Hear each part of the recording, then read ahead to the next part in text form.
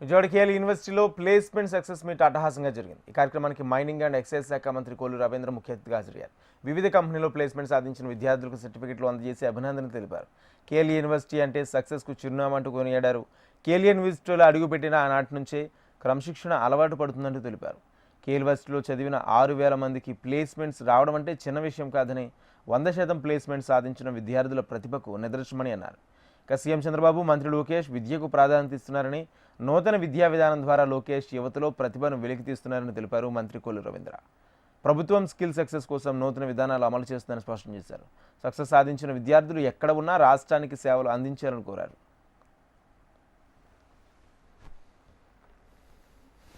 గౌరవ ముఖ్యమంత్రి గారు, ఉప ముఖ్యమంత్రి గారు, పవన్ కళ్యాణ్ గారు అందరూ కలిసి ఒక స్కిల్ సెన్సస్ తయారు చేద్దాం.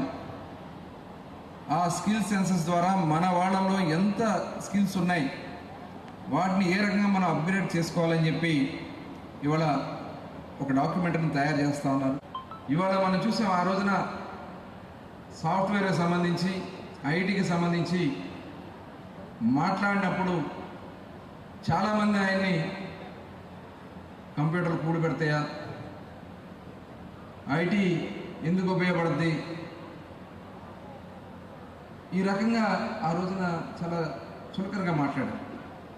కానీ ఈ రోజున ప్రపంచంలో ఏ దేశానికి వెళ్ళినా మన తెలుగు వారు ఉన్నారంటే దానికి గర్వకారణం గౌరవ ముఖ్యమంత్రి చంద్రబాబు నాయుడు గారు ఆ రోజు తీసుకున్నటువంటి నిర్ణయం అని చెప్పి సందర్భంగా మీకు తెలియజేస్తాం.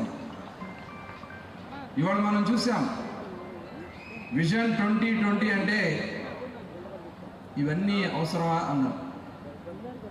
ఇవాళ మనం ఆ విజన్ 2020 హైదరాబాద్ చూస్తే మన కళ్ళ ముందు ఏ రకంగా హైదరాబాద్ అభివృద్ధి చెందింది అనే దానికి అదొక ఉదాహరణ. ఇవాళ మన విభజన జరిగినటువంటి ఆంధ్ర రాష్ట్రంలో కూడా వ్యాలీకి ఆంధ్ర రాష్ట్రం వేదిక కాబోతుంది అనేది ఈ సందర్భంగా మనందరూ కూడా గుర్తు చేసుకోవాలని తెలియజేస్తా ఉన్నాం.